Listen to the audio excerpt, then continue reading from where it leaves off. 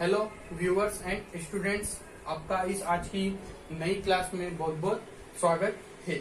आज हम देखेंगे कि आर्थिक भूगोल की प्रकृति कैसी है और उसके विशेष क्षेत्र कौन कौन से हैं। प्रकृति यानी नेचर, और उसके दूसरे किस किस विषय से संबंध है, आर्थिक भूगोल का किन किन विषयों से संबंध है, हम ये देखेंगे। अब मैं पूछना चाहूंगा आपको कि अपन नॉर्मल भाषा में आर्थिक भूगोल किसे बोल सकते हैं या क्या जरूरत पड़ी इसकी। ठीक है, तो अगर हम देखें आर्थिक भूगोल, ठीक है, आर्थिक भूगोल क्या बोल सकते हैं इसे हम? पृथ्वी तल पर, कहां पर? मैंने पहले ही बताया था आपको कि मानव जो भी अपनी क्रियाएं कहाँ करता है तो अधिकतर कहां पर करता है? पृथ्वी तल पर, या जिसको अपन धरातल भी बोलते हैं। यानी कि पृथ्वी तल पर प्राकृतिक संसाधनों का क्यों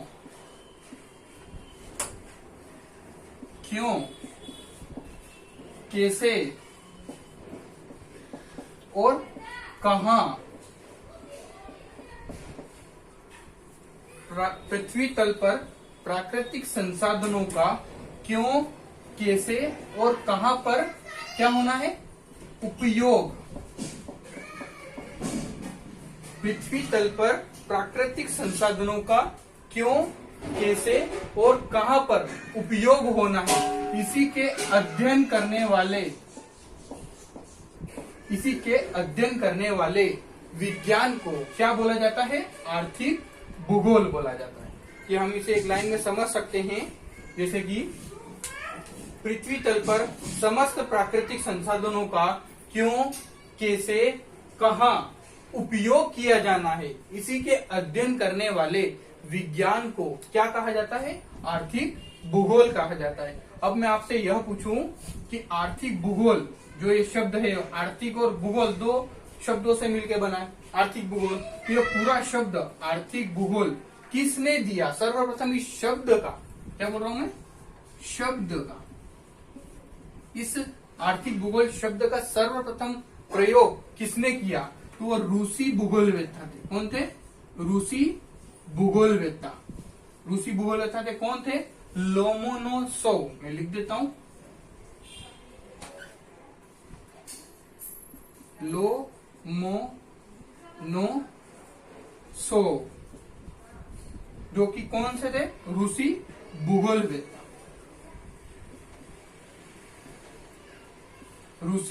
भूगोलवेत्ता। थे जिनका क्या नाम था? लोमोनोसोव। उन्होंने सर्वप्रथम इस शब्द यानी कि आर्थिक भूगोल शब्द दिया।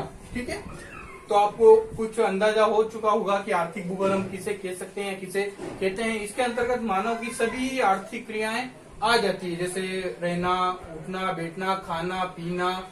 मानव की रोटी, कपड़ा, मकान, यह आधारभूत होती है। क्या होती है? आवश्यकता। रोटी, कपड़ा और मकान, इस प्रकार हम देख सकते हैं। ठीक है, तो आप समझ गए होंगे कि आर्थिक भूगोल किसे कह सकते हैं? पृथ्वी तल पर समस्त प्राकृतिक संसाधनों का क्यों, कैसे, कहां पर उपयोग किया जाना है, इसी के अध्ययन करने वाले विज्ञान को क्या बोलते हैं? आर्थिक भूगोल। और आर्थिक भूगोल शब्द का सर्वप्रथम प्रयोग रूसी भूगोलवेत्ता लोमोनोसोव ने किया था। ठीक है, आगे हम देखेंगे इस आर्थिक भूगोल की प्रकृति कैसी है और इसके विशेष क्षेत्र कौन कौन से आते हैं। अब हम देखते हैं कि आर्थिक भूगोल की प्रकृति क्या क्या है। अब अपन उसके मुख्य बिंदु भी देखेंगे, जिससे अपन लोगों को यह आइडिया हो जाए कि आर्थिक भूगोल की प्रकृति यानी उसका नेचर किस प्रकार है। नेचर से बात यह है कि जब से, जैसे कि जो रूसी भूगोलवेत्ता थे लोमोनोसोव,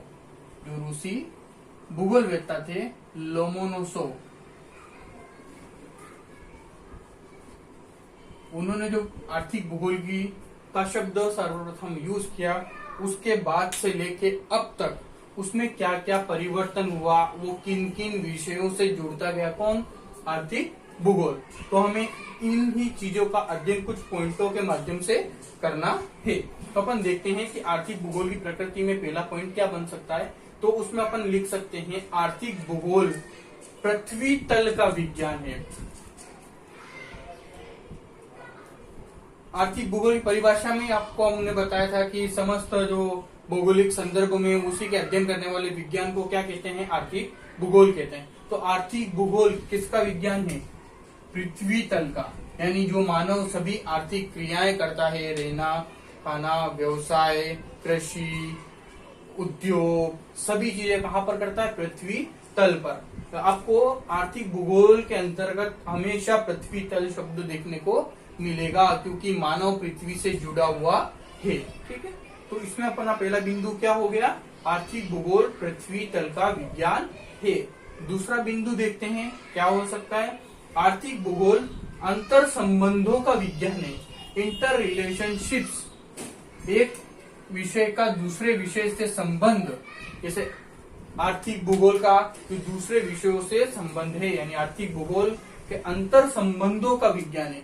दो विषयों के बीच में संबंध स्थापित करता है, मानव और प्रकृति में संबंध स्थापित करता है। कौन करता है, आर्थिक भूगोल।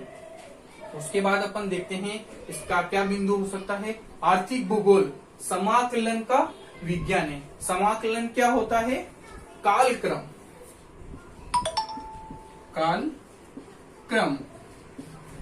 समाकलन की मीनिंग क्या हो सकती है, कालक्रम, यानी कि जैसे कि मैंने अभी आपको बताया कि सबसे पहले जो रूसी भूगोलवेत्ता थे लोमोनोसोव, उन्होंने आर्थिक भूगोल शब्द को सबके सामने रखा कि इस तरह का भी एक विशेष क्षेत्र हो सकता है, किसके अंतर्गत, मानव भूगोल के अंतर्गत।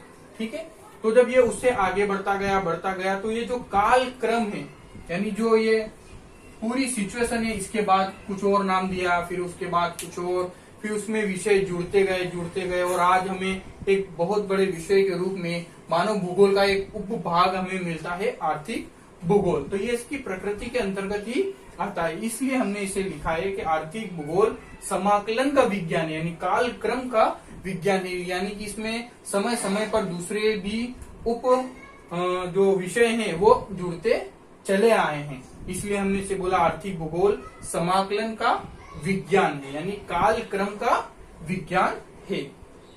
आगे अपन देखते हैं चौथा पॉइंट क्या हो सकता है, आर्थिक भूगोल संश्लेषणात्मक विज्ञान है।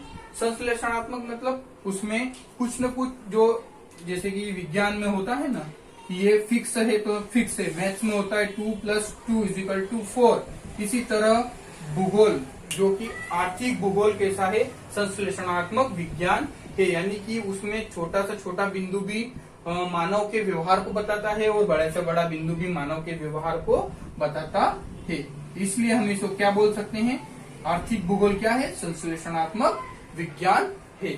आगे लास्ट में बिंदु निकल के क्या आता है हमारे पास, आर्थिक भूगोल व्यवहारिक समस्याओं के समाधान एवं निराकरण का विज्ञान है। व्यवहारिक समस्याएं जो भी मानव के जो मानव कहाँ पर रहता है, पृथ्वी तल पर, ये मैंने बताया आपको, पर वो पृथ्वी तल पर रहने के साथ साथ समाज के साथ भी जुड़ा हुआ है। मानव एक क्या है, सामाजिक प्राणी, तो मानव समाज के साथ भी जुड़ा हुआ रहता है। किससे जुड़ा हुआ रहता है, समाज के साथ में। जब समाज के साथ में जुड़ेगा तो उसमें व्यवहारिक समस्याएं भी उत्पन्न होगी। उन समस्याओं का समाधान एवं निराकरण भी कौन करता है, आर्थिक भूगोल। तो हमने देखा कि आर्थिक भूगोल की प्रकृति से संबंधित पॉइंट्स क्या क्या हो सकते हैं, उसमें पहला है, मैं आपको एक और बार रिवाइज करके बता रहा हूँ, ठीक है। आर्थिक भूगोल पृथ्वी तल का विज्ञान है। दूसरा, आर्थिक भूगोल अंतर संबंधों का विज्ञान है, यानी दो विषयों के बीच में संबंध स्थापित करने का, प्रकृति का मानव के साथ संबंध स्थापित करने का कार्य कौन करता है, आर्थिक भूगोल करता है। उसके बाद अपने देखा आर्थिक भूगोल समाकलन का विज्ञान, यानी कालक्रम का एक के बाद इसमें बदलाव आते रहे हैं।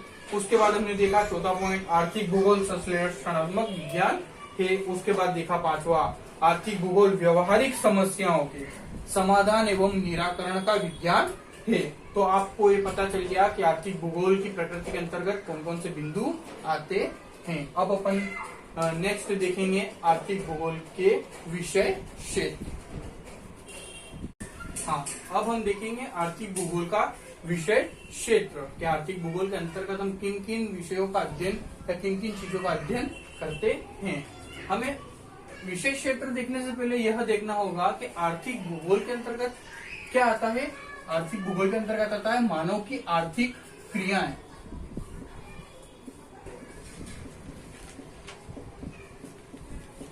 क्या आती है? मानव की आर्थिक क्रियाएं। किसके अंतर्गत? आर्थिक भूगोल के अंतर्गत। ये सभी कौन करता है? मानव। मानव सभी आर्थिक क्रियाएं करता है। उन आर्थिक क्रियाएं कौन कौन सी हैं, जरा हमको देख लेते हैं अपन, फिर आगे चलेंगे। ठीक है, पहला होता है उत्पादन। उत्पादन। दूसरा कौन सा होता है? विनिमय। और तीसरा कौन सा होता है? वितरण। मानव की आर्थिक क्रियाओं में कौन कौन सी चीजें आती है? उत्पादन, विनिमय और वितरण। उत्पादन, विनिमय और वितरण, यानी कि वो क्या प्रोडक्शन करता है, किस तरह व्यापार करता है और क्या क्या वितरण यानी कि क्या क्या सेल करता है और किस प्रकार सेल करता है। इसको प्रभावित करने वाले कारक कौन कौन से होते हैं? संसाधन, संसाधन, फिर मानव, फिर संचार, फिर परिवहन। ये सभी चीजें किसको प्रभावित, ये जो उत्पादन है, विनिमय है, वितरण है, इन सभी को प्रभावित कौन करता है? संसाधन, मानव, संचार, परिवहन। यानी उत्पादन करना है तो आपको व्यापार, ये भी आएगा इसी के अंदर। उत्पादन करना है तो पहले क्या चाहिए? आपको व्यापार होना चाहिए, संचार के साधन होने चाहिए, परिवहन होना चाहिए। सबसे पहले तो संसाधन यानी रॉ मटेरियल होना जरूरी है। जैसे कि आपको फर्नीचर का उत्पादन करना, बेड बनवाना है, कुछ भी करना है, तो उत्पादन के लिए आपको सबसे पहले संसाधन यानी कि लकड़ी यानी रॉ मटेरियल की आवश्यकता होगी। उसको चलाने के लिए, मशीनों को चलाने के लिए भी हमें किसकी यानी श्रम, मानव यानी श्रम की आवश्यकता होती है। संचार यानी कम्युनिकेशन की आवश्यकता होती है। मार्केट में किस प्रकार सेल करना है वो, और परिवहन, एक स्थान से दूसरे स्थान प्रोडक्ट को ले जाना है आपको, तो परिवहन की आवश्यकता तो होनी ही है। और व्यापार ही इसको पूरा टेकल करता है। तो किस प्रकार वस्तु का उत्पादन होना है, वितरण होना है, और विनिमय होना है और वितरण होना है, यह सभी किसके अंतर्गत आता है? आर्थिक क्रियाओं के अंतर्गत आता है। और ये सभी मिलकर क्या बनते हैं? आर्थिक भूगोल के विषय क्षेत्र के अंतर्गत ये सभी आते हैं। अभी हम पॉइंट वाइज आर्थिक भूगोल के विषय क्षेत्र को देखेंगे। अब हम देखते हैं आर्थिक भूगोल के विषय क्षेत्र से संबंधित पॉइंट्स। ठीक है, पहला है उत्पादन संबंधी आर्थिक क्रियाओं का अध्ययन। जो भी उत्पादन होता है, प्रोडक्शन होता है, उत्पादन, विनिमय और वितरण, ये मानव की आर्थिक क्रियाओं के अंतर्गत आते हैं। यही सभी पॉइंट्स आपको आर्थिक भूगोल के विशेष क्षेत्र के अंतर्गत देखने को मिलेंगे, या आप इसे भी लिख सकते हैं। एग्जाम में अगर आपको कुछ नहीं याद आ रहा है तो आप वो तीनों पॉइंट लिख के समरी बना के आंसर दे सकते हैं। पहले देखते हैं उत्पादन संबंधी आर्थिक क्रियाओं का अध्ययन। उत्पादन संबंधी यानी जो भी प्रोडक्शन हो रहा है उससे संबंधी आर्थिक क्रियाओं का अध्ययन किसमें किया जाता है? आर्थिक भूगोल के अंतर्गत किया जाता है। आगे अगला देखते हैं वैश्विक व्यापार का अध्ययन।